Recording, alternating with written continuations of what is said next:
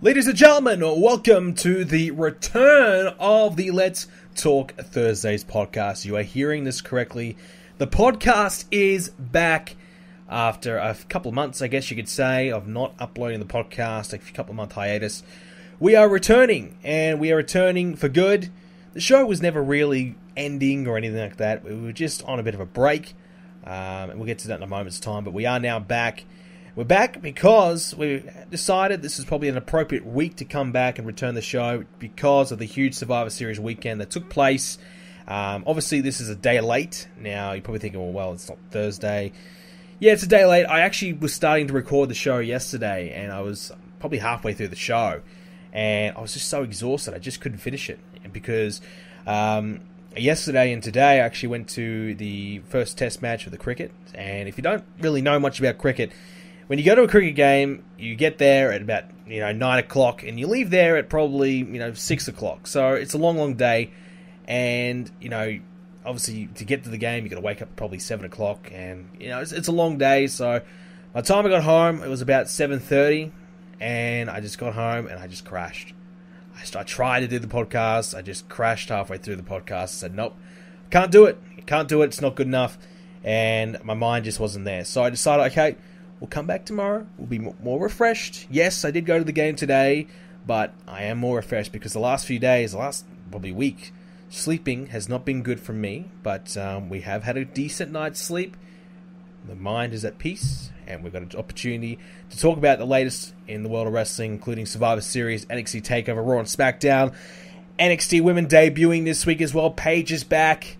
Plenty of things to chat about, and also we get some time later on the show. I want to talk a little bit about some gaming stuff as well. Obviously, lots of new games have been coming out the last month or so, and you guys know I love my games, so I want to try and discuss some of the games that I've played, and I'll give you guys a few recommendations from the games that I've been playing, and a few games that I want to play in my plans for gaming going forward. Maybe we might even do some gaming goals, but maybe we'll say that in the next couple of weeks, but that is something we'll definitely be chatting about soon, some gaming goals, and maybe reviewing some of the goals that I had earlier on in the year, because I did actually set some goals, and surprisingly, some pretty good results.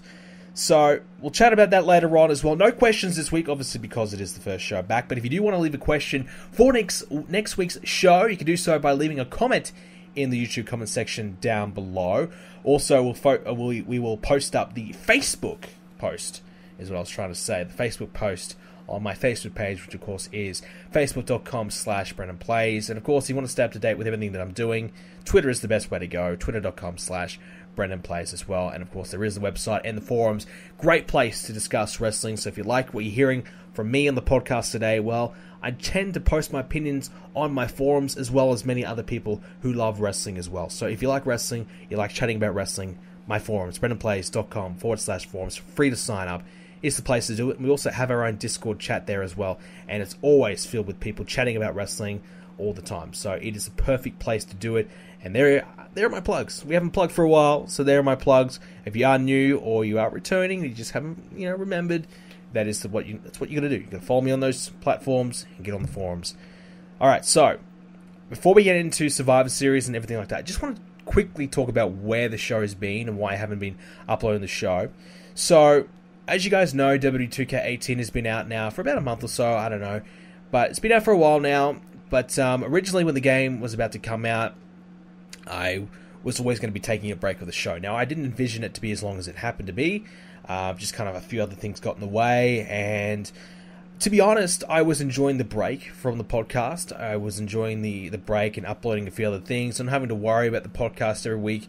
And also, probably my interest for a little bit there wasn't at an all-time high, but certainly Survivor Series was a pay-per-view that I was really interested in and actually did certainly enjoy. So I actually do want to chat about Survivor Series quite a lot today, so I thought it obviously was a great time to return the show. But clearly not a lot was happening for a couple months there, so I didn't feel like it was going to be a big deal that the podcast was gone.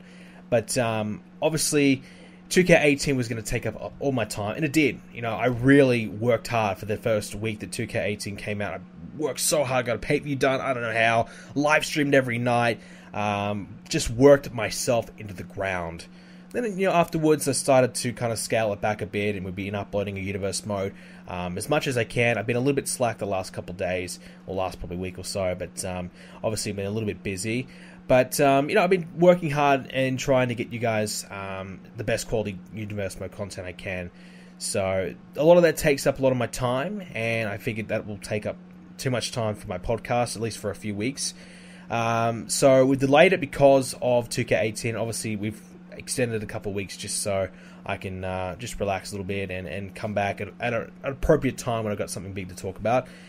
But initially, the reason why we have been gone for a few extra weeks is because before 2K18 came out, a few things actually went down. Now, the major one was my girlfriend went into hospital for a few days, and that actually landed on a Thursday, so I had to I spent overnight in the hospital with her on a Thursday, so I missed out on one there.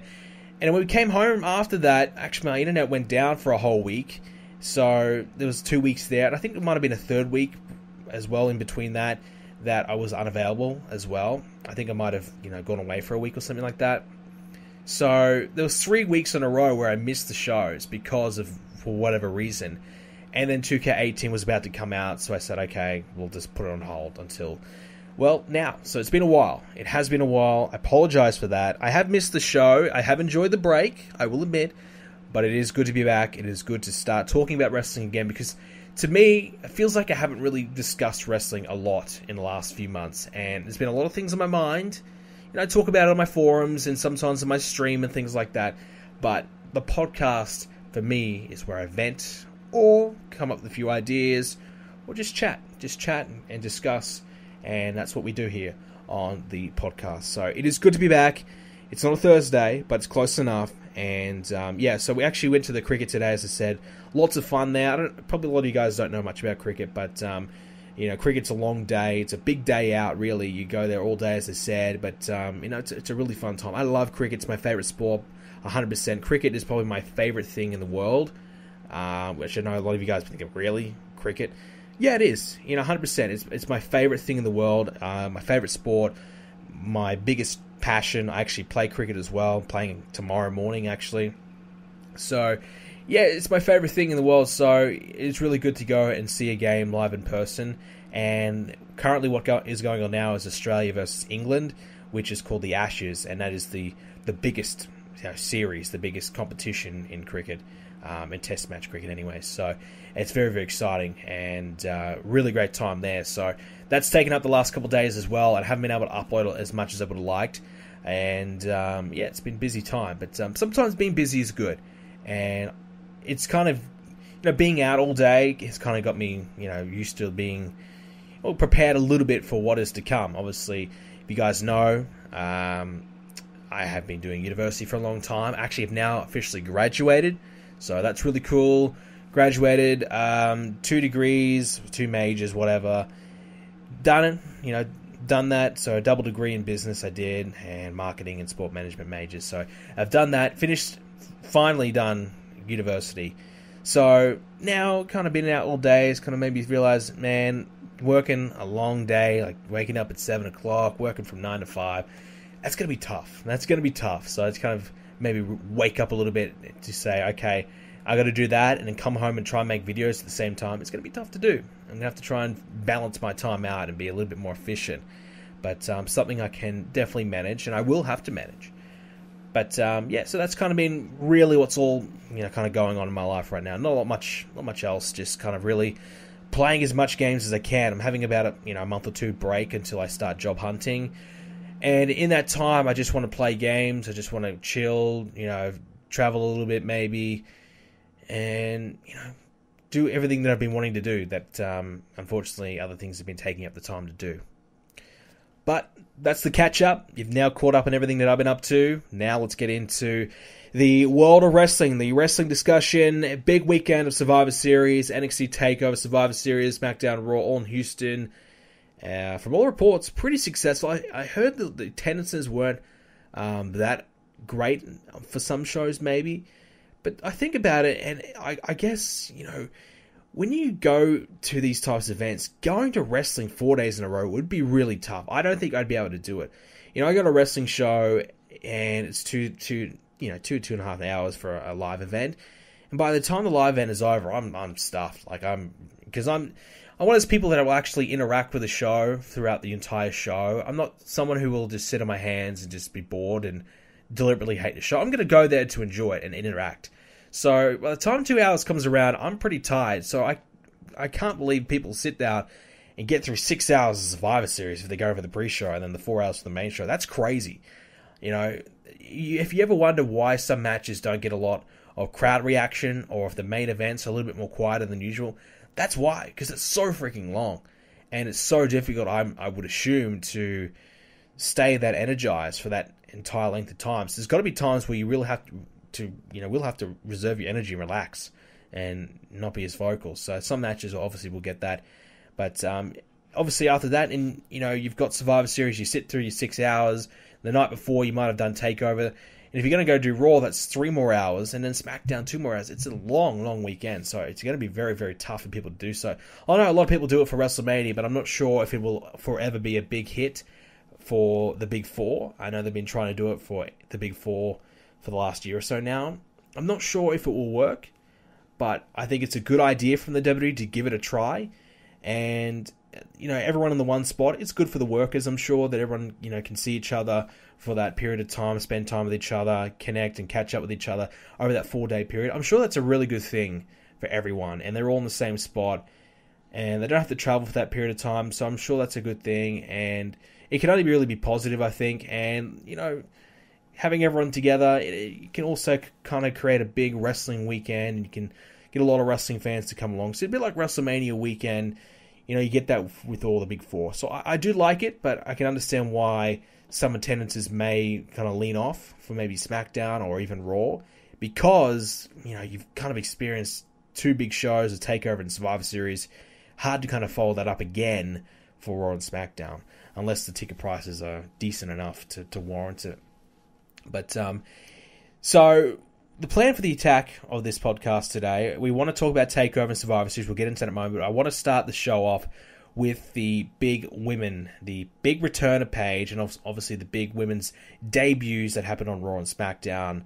We'll start with Raw and Paige returning. She brought out Sonya Deville and Mandy Rose as well alongside of her. Now, what I want to do is I want to kind of talk about each group, what I think of each person in the group, but also maybe compare the 2 groups and see which group I think will be the most successful. So Paige comes back. She brings out, obviously, Deville and Rose. Now, Paige coming back is great. Initially, I thought she might go to SmackDown, but obviously, the only thing I think can be probably the deterrent for her to go into SmackDown is maybe Xavier Woods being there. They don't want those 2 to have any chance of interacting or that chant going on and causing some drama there. So they've avoided that by putting her back on Raw. I think she originally was drafted to go to Raw, but that really doesn't matter. It's been so long since that happened. Nobody's really going to remember that anyways. Except someone like me who actually, watches the show. But so originally drafted Raw, and they kept her on Raw. And they bring out Deville and Mandy Rose. Now, these are 2 women that I haven't really seen a lot of. I don't watch NXT week to week. I watch the takeovers, and sometimes I'll check out a clip here and there if I want to look up someone and see what they're up to and see, how they're going. And I've talked about this quite a lot in my show, why I don't watch NXT. I just like watching them at their best. NXT weeklies to me is them still developing, still getting better. And obviously if they're on TV, they're good enough to be there. But I like watching Takeover and just kind of seeing the best results, the best performances from these guys and seeing them at their best rather than them making mistakes and still learning. I want to see them at the best, and normally at takeovers you get the best out of everyone. So you see them there and go, okay, that was a great match. Like, for example, Velveteen Dream and Aleister Black. That was a terrific match at takeover, and you say, wow, those 2 guys got some really great potential, but they may have an off night here or there on the weekly shows because they're still learning, still developing. And, sometimes I'm not a fan of watching developmental. I want to watch the pros at the best. That's why I don't kind of watch a lot of indies or anything like that, because quite often it is guys who, still making their way in, and they're going to make mistakes and things like that. So I'd rather kind of watch WWE, which you probably would expect them to be at the best, but sometimes they're not. I don't know, that's just me. But NXT is still a developmental territory. I think a lot of people don't really realize that. I think they see it as a third brand. In a way, it kind of is. It is its own little separate brand. But at the end of the day, it still is a developmental territory. and that's what people are there to do. That is to develop. So, if NXT isn't sensational, well, or if someone in NXT who's the champion isn't the best in the world, or if they bring someone to NXT TV, they're not amazing. Well, that's because they're not really meant to be. They're meant to be, with potential and starting to develop and utilize that potential. So I think sometimes people kind of forget about that, but that to me is, I will always see NXT as that developmental show, and not as the big third brand that I guess they're trying to market as. But so Sonya Deville and Mandy Rose, as I said, haven't seen a hell of a lot of them. Sonya, obviously, and Mandy, obviously from Tough Enough. So there is a Tough Enough connection between these three. Obviously, Paige was a judge on Tough Enough. Now, if they went along this storyline, I think this would be great. So Paige, the judge of Tough Enough, say, hey, I saw these girls 2 years ago on Tough Enough. I've been mentoring them ever since. I've been checking on their careers, been following their careers. And, whilst I was injured, those two really helped me, regain my motivation again, help me get back in the ring, blah, blah, blah. Something like that. And just say, hey, I've been mentoring them, and now it's the right time to bring them in. I think they've got great potential, and they've got that Tough Enough connection to kind of bind them all together. So it's not a bad thing. And yeah, it is a really odd pairing. Paige, the way she looks, Sonya Deville, MMA fighter look, and Mandy Rose, that hot model look to her. Certainly looks a bit like Trish Stratus, that type of look to her, which is great. She looks terrific, and I think that's the reason why she got fast-tracked to the main roster, is because of her look. Now, from what I've been hearing, she's not that bad in the ring. I'm hearing good things about her ring work, but you wouldn't know because she hasn't really had that many televised matches. She's been left off TV, mainly doing the house shows. I don't think I saw her at a house show last year when I went to it. I don't remember seeing her, so I haven't seen her up close and personal. Don't know what to really think of her, but obviously has a terrific look, and if WWE want to capitalize on that look, I'm sure they will. And I'm sure that's going to be the big main reason why they did bring her in. Obviously, losing that Eva Marie type character, I always saw Mandy Rose as similar. But if she can actually wrestle, and she has that type of look to her, because she is, let's face it, she is a very, very good looking woman. She could really go very, very far in the WWE, because if she can wrestle good enough, and with her looks, that's exactly what WWE is looking for, let's be honest. So, very, very high potential in her. She could go as far as she wants to go. Sonya Deville, well, there is rumors that they're looking to bring in the 4 horsewomen of MMA. Ronda Rousey, I've been hearing reports that she's basically a done deal signed, and she's been working in the Performance Center, gearing up for a big WrestleMania match. So, Sonya Deville could quite comfortably be overshadowed by other real MMA fighters coming in. Now, she is a real MMA fighter, but she didn't exactly do much in MMA on a high-profile level. So she could quite comfortably be overshadowed down the line by other women. So that's going to be a problem for her not right now, but down the line. But for right now, she can, start well. And it is a good, different, unique look to her, and a different way for a woman to be positioned. As an MMA fighter, we haven't had too many women like that. I don't know if we have, have we had any? I don't know, not that I can really remember. So it is a different take on a woman's character, which I think is a good move, and could certainly work. And it should add some legitimacy to that group. Now, I'm guessing she's going to probably be the ass kicker of the group. Mandy Rose, probably the looks of the group, and Paige, obviously the leader, the talker of the group. So we'll see. But I think there's a lot of potential there. Certainly Mandy Rose. Paige coming back and having these 2 women by her side is a great move, because you immediately take the attention off Paige. Yes, she's there, but it's not all about her. You add, other women there as well. You kind of give some of the attention to the other women. So they immediately get the rub by being there with Paige. And also they get that attention, but also Paige can make her return without everything being all about her, without a lot of criticism, without a lot of expectations. Because if she came out and she immediately came after Alexa Bliss and said, hey, I want a title shot, that immediately puts her in a high-profile situation, big promos, big matches to do. That's a lot of pressure on her to come back straight away and compete at that high level. But now she can ease her way back into it. Ease her way back onto TV. People can start being re-established with her again. Because there's probably a lot of people that don't know who she is, which is a sad thing. A lot of new fans coming in, haven't seen her before, haven't seen much of her, or don't really remember her. So you got to reestablish her on TV again and start to build her back up again as a legitimate threat for that championship. So I think a slow build for her is the best, but it is a good move to bring her back. The other group on SmackDown, Ruby Riott, Sarah Logan, and Liv Morgan. This group I don't see going that far. Not because it's on SmackDown, but because of the people in it. Ruby Riott, well, you look at the groups, and they look very similar to the Paige, DeVelle, and Rose. I don't know why they went with two groups. I think you've got one kind of copying each other, and there's always going to be a comparison between the two. I think it's a bad call. I think if they wanted to do a group on Raw, maybe bring in a duo, or maybe bring in one woman for SmackDown, maybe bring in another one later on. But three big groups at the same time, with very, very similar looks to each other, creates comparisons. It's the same thing, and they did the same thing on SmackDown as they did on Raw. They did the attacks on SmackDown just like they did on Raw. So it's a carbon copy, and that's not a good thing. Not a good thing. You don't want to do the same thing on two different brands at the same time. To me, one of those is always going to be a cheap act, a cheap rip-off of the main thing. And to me, Riott, Logan, and Morgan is the cheap rip-off. Now, Ruby Riott, look, I don't know. She's a decent in-ring worker. Hasn't got the best look to her. She's all tattooed up. So she has a different, unique look compared to the other women. But she hasn't got that probably attractiveness, let's be honest, that probably the WWE are looking for to market her as a top woman.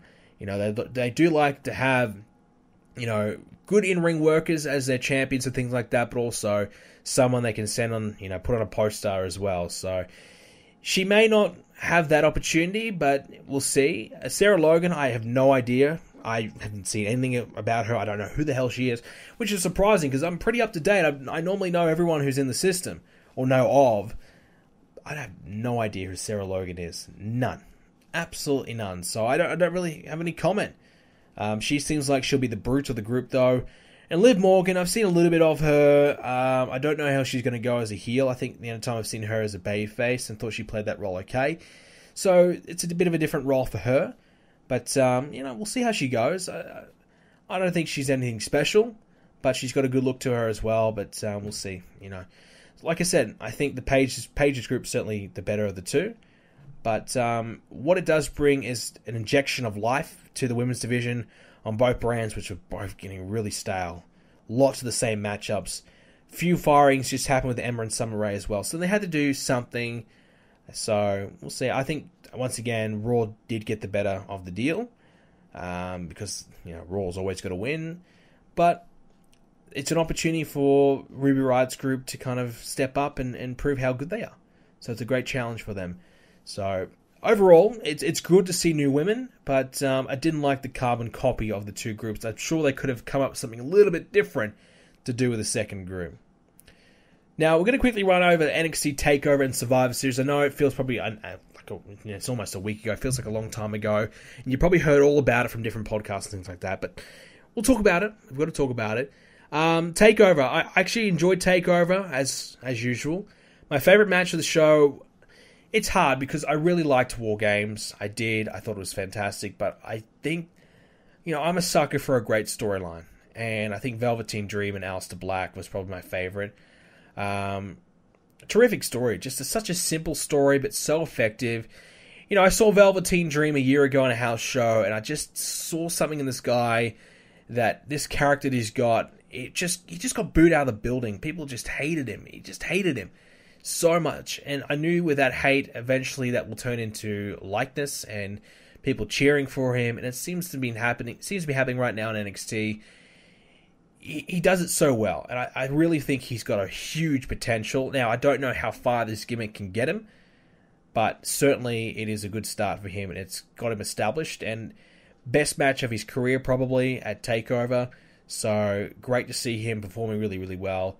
And Aleister Black, I think, when we talk about the next big call-ups, I think Aleister Black will probably be that one post-WrestleMania, and will make a pretty good impact, I think, hopefully.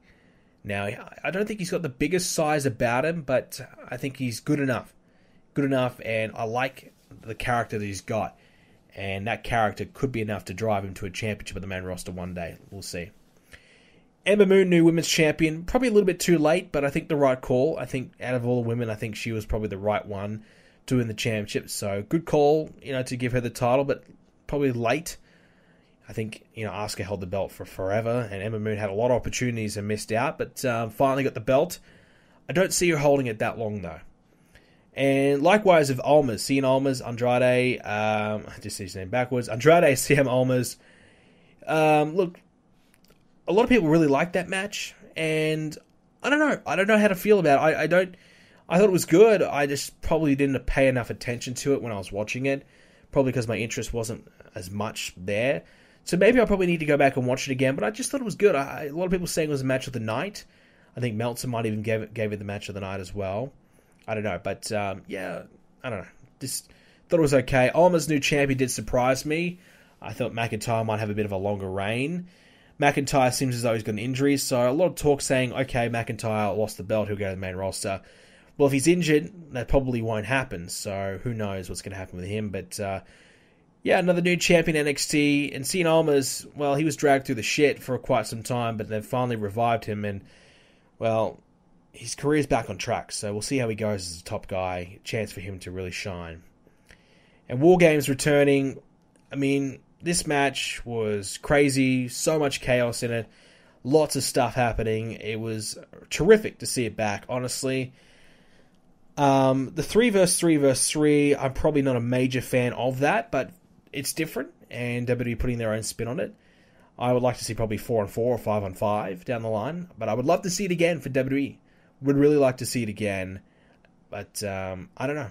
We'll see how it goes. But I think with the success that this match was, I'm sure we'll see it again, at least in NXT, but hopefully the main roster as well. But overall, NXT was really good. There probably some other matches on the card, but I didn't care enough to really comment. Survivor Series, we'll talk about it quickly as well. There's plenty to cover this episode. So, the pre-show Survivor Series, I didn't watch any of it. It was Elias beating Matt Hardy, Enzo beating Kalisto, and Kevin Owens and Zayn beating Breezango. I didn't watch any of it. I haven't really watched a pre-show for a while, to be honest with you. But we started off with the Shield and the New Day. Really like this match between these two teams. It is a perfect opener for a pay-per-view. I think they try to replicate the big White Family and Shield matches and the big 3-on-3s. I think they were the Usos as well, or 2-on-2s, or whatever it was. Those big types of matches. Probably didn't get on that level, but it was really good. I really enjoyed it. It was a great way to start the show. And the Shield winning was the right call, obviously. Team Raw, Alicia Fox, Sasha Banks, Bayley, Alicia, and Nia Jax beat Becky Lynch, Naomi, Carmella, Natalya, and Tamina. Didn't like this match at all. I just thought there was a lot of botches in it. Team Raw obviously winning as well. That was expected. Asuka was never going to lose at all. Not even by count-out. So, yeah, the right team won, but I just didn't like the match. Thought it was just okay. A little bit botchy. A couple of the botch finishes as well. So, yeah. Baron Corbin beat The Miz. It was what it was. Nothing really to talk about. No surprise there. The Usos beat Cesaro and Sheamus. I thought maybe Cesaro and Sheamus would win this, but obviously the way that the show was positioned, I think at the time was 2-1. So Smackdown had to win that match. And the Usos are really, really good. So they deserve that win. Then Charlotte beat Alexa Bliss. I thought that was probably going to be the way they went with that as well. You know, definitely a chance Alexa Bliss could have won by cheating or something like that. But like we said, the way they positioned the show, that's the way they had to go. But the fact it was 3-2 to SmackDown basically spoiled the WWE Championship versus the big match, champion versus champion, Lesnar versus AJ. Basically spoiled that because you knew they were going to tie it up. You knew they were going to tie it up for the big main event, and they did. So kind of spoiled Lesnar and AJ because I just wanted, deep down inside, I wanted AJ to win. I just thought maybe there's a chance because I've kind of soured on Brock Lesnar's reign. I think Lesnar, look, I really do like Lesnar, but I'm just kind of getting bored of the whole, 10 suplexes per match, hit one F5, go home. I'm a little bit bored of that. I know Lesnar can do a lot more. That's the disappointing thing. He can do so much more, but he just doesn't. So I'm kind of getting a little bit over it. But AJ did as good as he possibly could do. The match was pretty decent. Could have been better, but I think Lesnar is just getting limited at this point. And I can't wait for him to drop the belt. I wish Strowman had beat him for the championship. I think that would have been a much better call. I think they really missed out on a trick there. and to limit, you could have had Strowman beat Lesnar a few months ago, legitimize Strowman so much, and just go from there. It would have been epic. And in the main event, Team Raw, Kurt Angle, Braun Strowman, Finn Balor, Samoa Joe, Triple H beat Shane McMahon, Randy Orton, Bobby Roode, Nakamura, and Cena. I loved the big interactions that they had, the big stare downs and the face-offs with the individual people that you wouldn't expect to see, haven't seen before. Loved that part. That was probably the highlights of the match. But, there was some strange things that went on. Cena really didn't do a hell of a lot. Randy getting the big push again. Shane, the last man left. Those types of things was, interesting. And then Triple H pedigreeing Kurt Angle and Shane. It was just a little bit odd towards the end. So it started off really well, but it just kind of fell away. So it's not a classic, memorable Survivor Series match. It was good. I definitely enjoyed it. I had fun. But it wasn't a match that I would say, yeah, that was a classic and I've got to go back again and watch it the next day type of deal. But overall, I really did enjoy Survivor Series. I did. I love the brand versus brand. I love SmackDown as a brand. I love Raw as a brand. I hated when we didn't have the brand split. Yes, we don't have the star power that we used to, but I love the brand split. It just has some kind of excitement, some kind of competition there, whether it's fabricated or not. It's something, and it's better than nothing. And to see different superstars on different shows spices things up. Each show is a little bit different. I think that's the right way to go. And I think that as long as this brand split stays, my interest in WWE will probably forever stay. I don't know how long they're going to stick with it. I think it's possible they'll go back to it in a couple of years, the non-split brands, but we'll have to wait and see.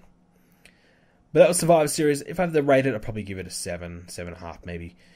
Raw. So we'll start with Raw in a minute, but obviously Lesnar in the news this week. So was Finn Balor.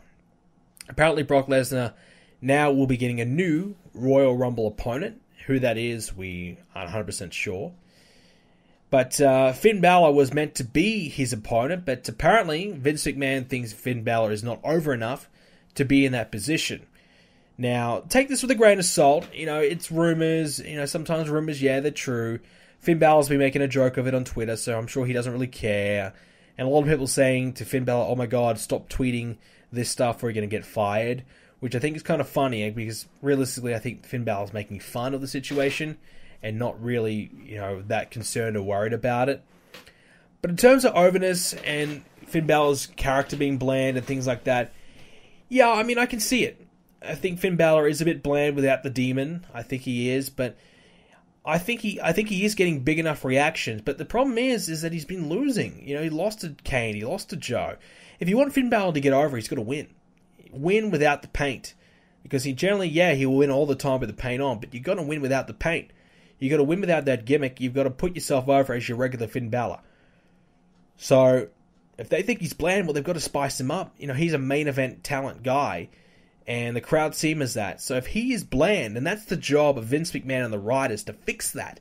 Not to de-push the guy. Fix the fact that he's bland. Fix his character. Do something with it. Spice it up. Instead, they push him to the side, give someone else an opportunity, and just forget about it. So, if you think he's the right guy to face Lesnar, but he's having a few issues in the meantime, well, try and patch the issues. Even if it's for a short period of time, try and fix those issues. Because if you fix those issues, then you've got another main event star, another main event babyface to play with. But instead, they would rather probably go back to John Cena or go back to Triple H, go back to the old faithful, instead of trying something different and taking a risk and trying to get one of the new guys over, which is disappointing. I think Finn Balor is over enough. I think he's been getting good reactions. I think he has been doing fine. But it helps when you win. If you want to build the guy up, you want to give him a bigger reaction, why don't you have him win a bit? And I know Road Dogg thinks wins and losses don't matter. Well, they do. I'm sorry. You're wrong. They do. Because if I look at Kurt Hawkins, he never wins a match. If he wins, does that mean I see him as a main event talent guy? No. I see him as a joke. Because he always loses. Dolph Ziggler loses all the time. Always loses the big one. Can't see him as a main event guy. If you put him in the main event, I don't believe it. I don't think he's going to win because he always loses. Well, what's changed? Because he got one win the week before? So you've got to win to give yourself that credibility and make people believe in you. And if you win more than you lose, you're going to do better. If you lose every week and get a win every now and then you're going to have no credibility in your character. You're not going to have any momentum. People aren't going to care. People aren't going to be invested in you. That's just the facts. Triple H versus Braun Strowman, slightly teased there on Raw. Jason Jordan as well, and Triple H. Look, I know some people are really critical about Triple H coming back and hogging the spotlight or whatever. I don't mind it. I like Triple H. I think he probably should be wrestling more. If you got a guy on the roster who can wrestle, can do it, and is willing to do it to help the new guys, I don't know if he is or not, then that's a bonus. So, Strowman and Triple H, if Triple H put him over, that's big for Strowman. That's fantastic for Strowman. That can only help the guy.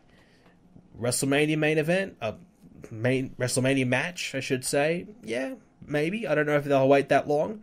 Royal Rumble showdown, maybe. I don't know, but I'm sure they'll do something with these two because I think it could be a good backup plan for Braun Strowman. To be honest, if I'm WWE, I have Braun Strowman win the Royal Rumble.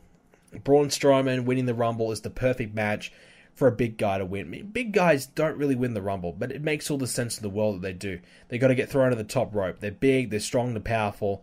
Yeah, they get normally 10 guys to throw them out, but get in a situation where there isn't that many guys left. If Braun Strowman comes in at the Rumble at 26 and there's only 7 or 8 guys to get through, there's not going to be enough guys to throw him out of the ring. So right there, Strowman can do well.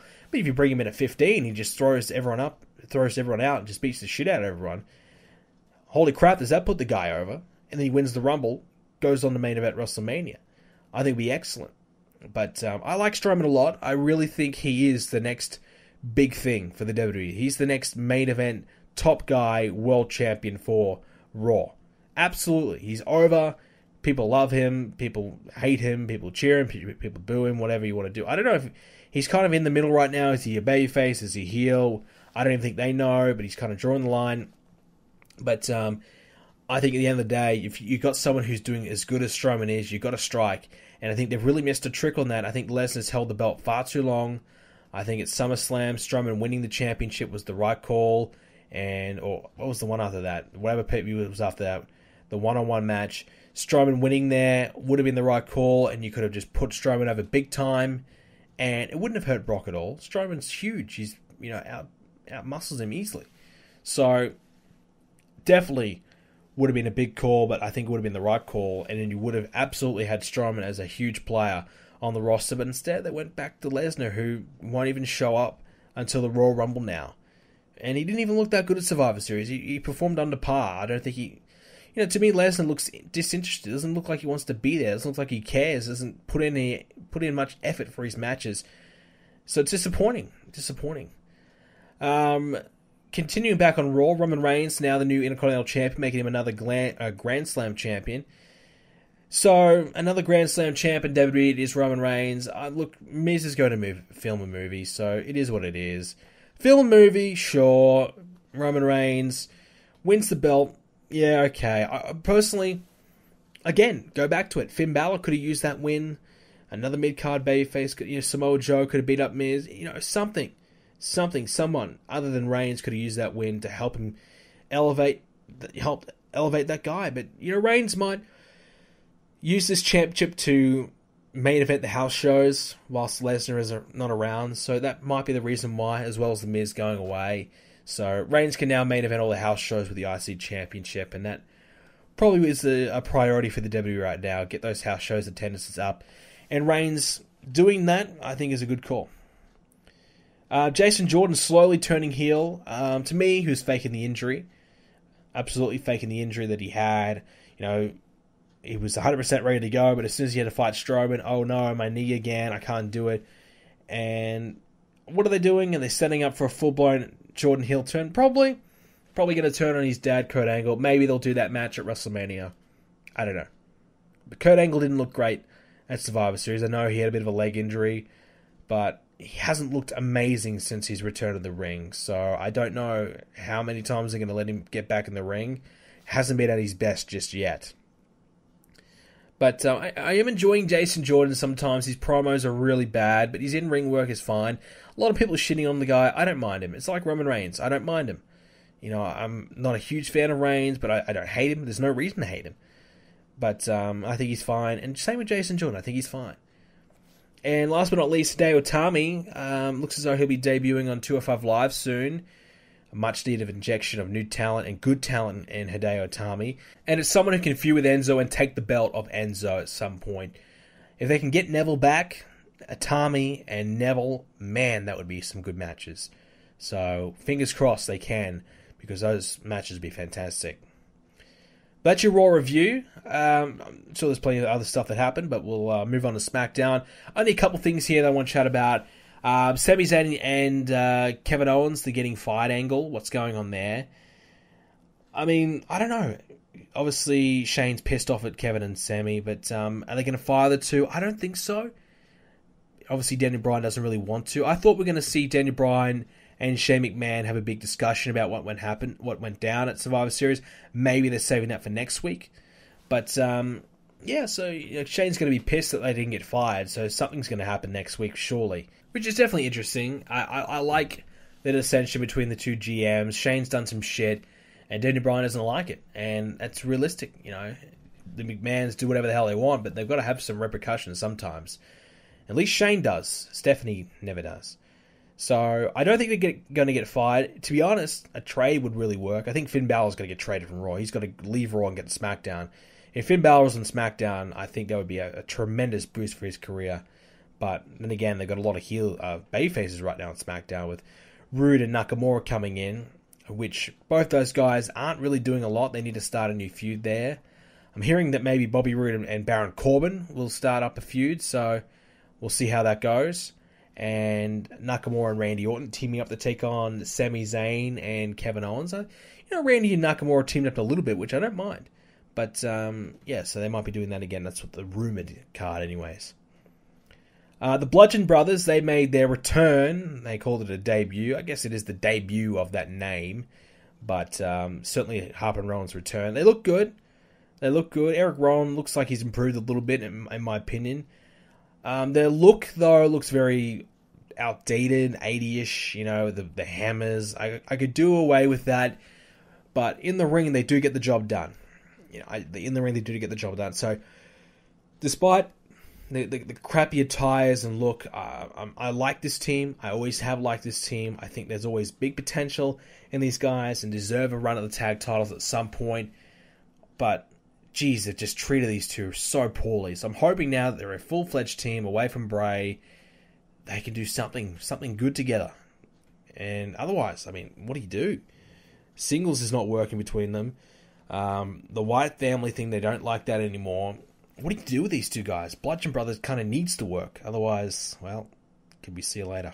But yeah, that's Survivor Series. That's the big weekend of Survivor Series. Plenty happening. Clash of Champions up next.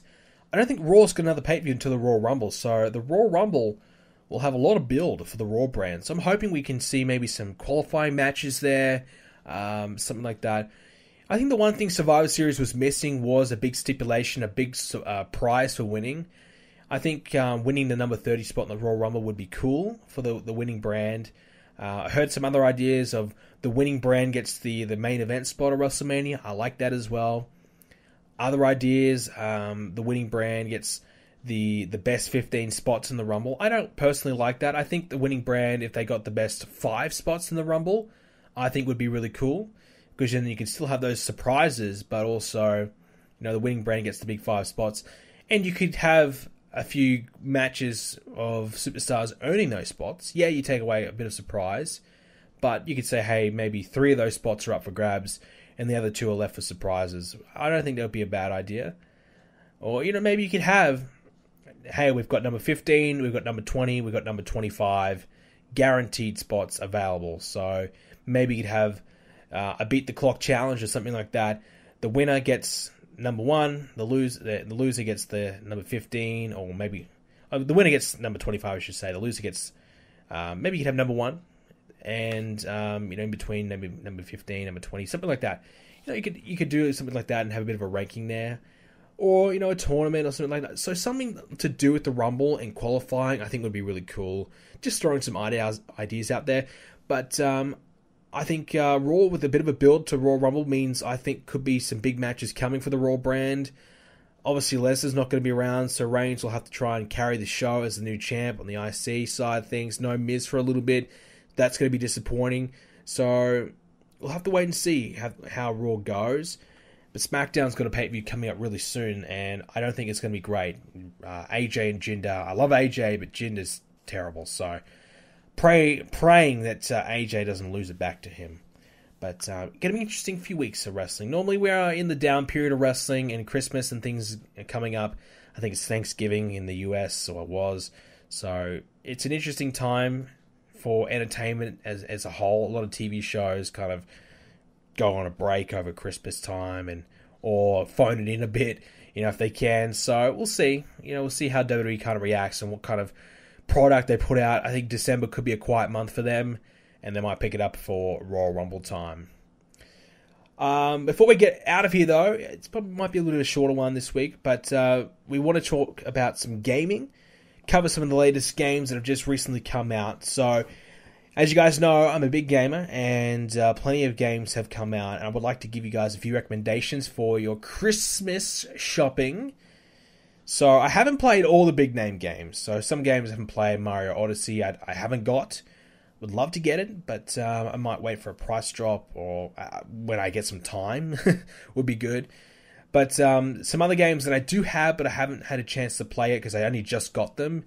Assassin's Creed Origins. I'm really excited to play that. Great reviews on Assassin's Creed Origins. I actually have been grinding Assassin's Creed for the last couple of weeks, but not Origins, but actually Assassin's Creed Unity. Now, my gaming goal is to platinum every Assassin's Creed game. I don't know why, I just want to. Just a goal of mine, because I've already done quite a lot of them, so I figured, hey, let's try and get them all. So it's a bit of a gaming goal of mine. So I've been grinding Assassin's Creed Unity, which I have to say is one of the worst freaking games I've ever played. It is an absolute piece of shit. If you're ever thinking about playing Assassin's Creed, the whole series, do yourself a favor and don't play Unity. I can't even tell you the main character's name, because that's how much I care. I don't even know the main character's name, and I played the game for 70 hours. I platinumed it. I did every single thing in the game. It is an absolute grind fest, and the game's terrible. It doesn't work well. It's an awful, awful game. So don't play that one. But I also have now started playing Syndicate. I haven't played a lot of it yet, but that's my next game that I'm playing right now. And then after that, once I finish Syndicate, then I can finally get to Origins. I'm really excited to play that. So Origins looks like a really good game if you like Assassin's Creed, but haven't liked what they've done recently. I think Origins might be the one to go for. But if you haven't played any Assassin's Creed games, take a look at Origins. Could be a really good one. Wolfenstein, I've got that, but again, I haven't played it yet. Looks really good. I've been hearing fantastic things about the it's only a single-player game. I'm hearing that the campaign is one of the best shooter campaigns in a long, long time. So no multiplayer, no co-op. It's just a single-player game. So if you can rent it, might be a good idea, or wait for a price drop. But certainly is a game that if you like shooters, you like campaigns, this is the one to get. This is probably the best campaign you'll play in a while from all reports that I'm hearing. I did play the last Wolfenstein that came out a few years ago. It was really, really good. So I'm sure this one is even better. I'm hearing that it is. So looking forward to playing that. And the other game that I actually didn't buy, my friend bought for me, but Need for Speed. So Need for Speed Payback. I'm a little bit iffy about this one. I don't think it's going to be amazing because a lot of microtransactions, a lot of loot boxes to unlock things, and I'm hearing the storyline is kind of a bit cringy.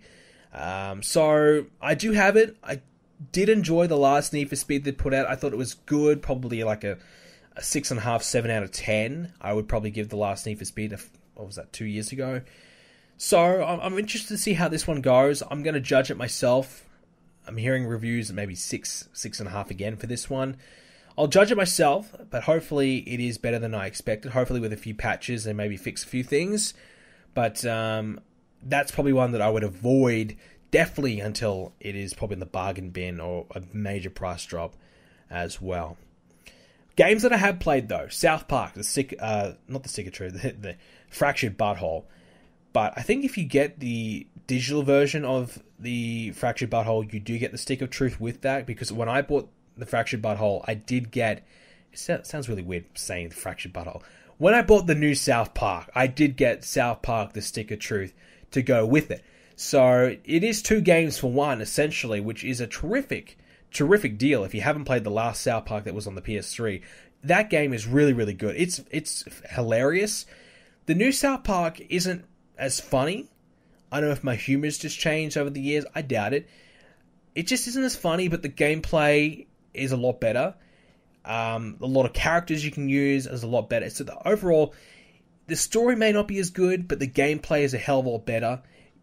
There is a 20-hour story there, 20 hours of constantly doing something, 20 hours of constantly playing and gameplay to do, which I think is excellent. You know, right from the get-go, right to the very end, I was always doing something that was exciting and interesting to me, something different, fighting different enemies, different tactics. It is quite tactical, which is cool, and there's always different strategies you can do to how you go about the combat system, which I wasn't a major fan of. I don't like turn-based combat a lot, but it probably works the best in this game. I don't see how they could really do any other style. But if you like South Park, you like the characters in South Park, you'll definitely enjoy it. You get to see a bit of every character, really. And I think, like I said, it's not as funny as The Stick of Truth, but it still is. It still is a really crazy South Park experience. It's probably one of the better games I've played this year, so I definitely would recommend that one to you. And the other game, Call of Duty World War II, I should say. World War is just a bit of a habit. World War II.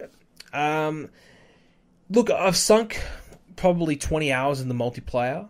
I know my friends have played a ridiculous amount. I think one of my friends is like top 500 in the world on the rankings, and the other friend was top 1,000 before his PS4 died because he played so much Call of Duty. His PS4 just overheated and just wanted to kill itself. So it couldn't take it anymore. He's playing that much. So my friends love it, which is great. It's boots on the ground. It's fantastic to see again.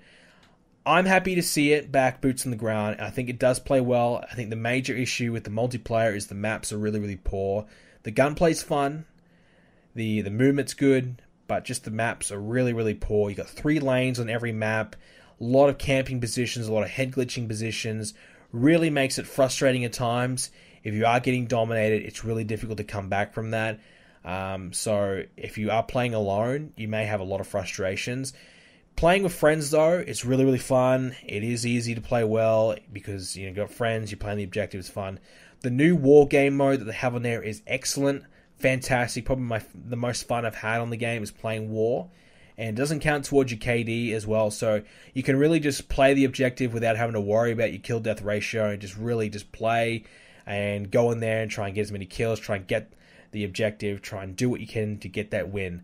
And everyone plays like that a little bit. Not everyone, but most people play like that, so you generally do go in there and have a good time. And if you play with friends, war is terrific. The zombies, I've only played probably 2 matches of it. The match that I did play, I think I got to around 25 or something. Overall, I do like it. I do like it. It is a simplistic version of the zombies again. It has its own little twist about it as well. You know, Sledgehammer's got his own little flavor of the zombies. And so far, it's pretty good. It's difficult from what I play to go far. I don't know. There's probably some guns that I haven't seen or unlocked yet. Or pack-a-punch my guns or something like that. But from when I played, I kind of struggled to go deep into rounds. But I did enjoy what I played, and the map that they have is pretty fun. So Zombies is worth definitely checking out. And the campaign, well, I haven't played a lot of the campaign. As you know, you don't really play a lot of campaign when Call of Duty first comes out. At least I don't. I did play the first mission and a half of the second mission on Veteran. So I always play Call of Duty in the hardest difficulty. I always play every campaign just about the hardest difficulty because I'm a trophy hunter. I like to get the trophies for the hardest difficulty. So it is challenging. It is very tough. It is challenging. They go back to the medkit system, so there's not health regen, so it's challenging on the hardest one. But the first mission is your typical World War II shooter mission. If you think of Medal of Honor, where you storm the beach and you try and get off the beach and get through there, oh my god, was that a challenge on the hardest difficulty. Medal of Honor, oh my god. That was very, very challenging. Medal of Honor, I think Medal of Honor Frontline, that was epic, but very difficult.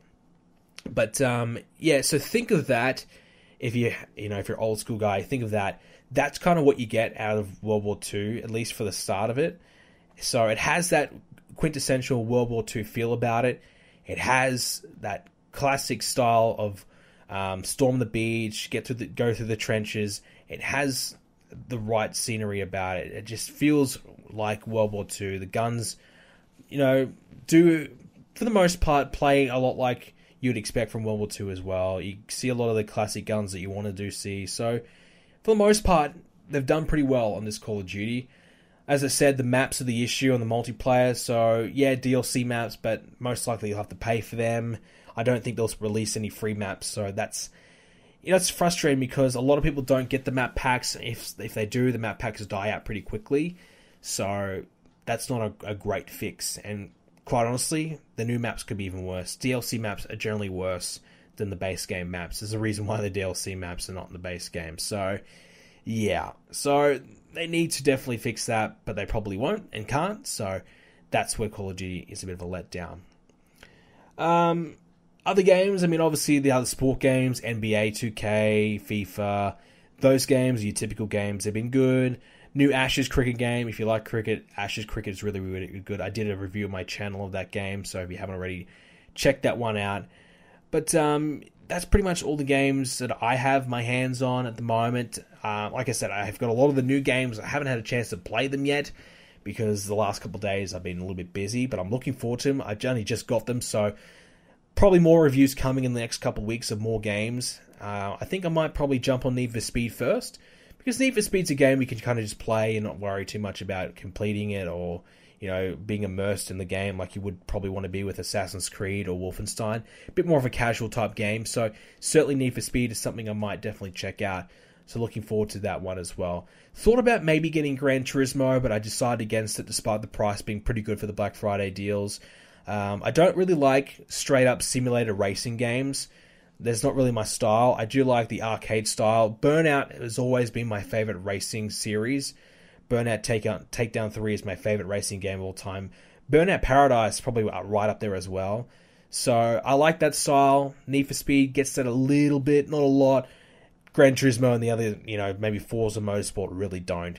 Forza Horizon is probably the other best racing series you can get right now. Forza Horizon 3 is a game I'd love to play, but I don't really play my Xbox enough to really warrant the purchase. But yeah, so that's a few games that I've checked out recently. I think there's got to be more. I'm just forgetting them. But if there is any more, I'll let you know in the next week's show. We'll kind of talk about some other games as well. So let me know what you've been playing. Let me know what games you're playing, what games you recommend that I should be checking out. I know The Evil Within. I probably should be checking the new one of that out. I haven't even played the first one. So there's a few games that I might check out, but for the most part, the games that I said, Wolfenstein, Assassin's Creed, and Need for Speed are the big three games that I'm looking to play over the next month or so to wrap up the end of the year. So fingers crossed that they're good. I think for the most part, Wolfenstein and Assassin's Creed will be fantastic. Need for Speed, not so much. But with that being said, ladies and gentlemen, thank you so much for listening in for this episode of the podcast. And I hope you enjoyed the return of the show. It might be a little bit rusty. It's been a while since I've done a long chat like this, and I can feel it because my throat is actually a bit sore from talking so much and for talking so long. It's not used to it. I used to be able to bang this out, and I could probably go 2 hours and not even flinch. But now I'm a little bit rusty, so hopefully the next few weeks we iron out the kinks a little bit. If you do want to leave a question for next week's show, please do so. You can do it by leaving a comment down below in the YouTube comment section or on the Facebook page, facebook.com/BrendenPlayz. Follow me on Twitter as well, @BrendenPlayz, and check out the website, BrendenPlayz.com, and get on the forums. Sign up today. It's free. If you don't want to join the forums, at least join our Discord chat and chat with us there as well. That is absolutely free, 100%, always will be. Leave a like on the episode if you're watching on the YouTube as well. Leave a like or a rating or whatever, wherever else you're coming from. Do what you can to support the show and share it around. And I really, really thank you for supporting the show and coming back. It's been a while. I know sometimes you come back to a series. It's, takes a while for people to get back into the swing of things. But thank you so much for clicking on this. And if you made it this far, I really, really appreciate you guys doing that. So, I wasn't sure if I was going to bring back the podcast because I didn't think the interest was there. But a lot of you guys kept asking me every day, where is the show? Where is the show? Why aren't you doing the podcast anymore? So that to me suggests that you guys do want me to keep doing it and you guys do like it. So I really, really appreciate that. And we'll be back with more next week. So thank you for listening in. I'll see you next Thursday, hopefully on a Thursday for once.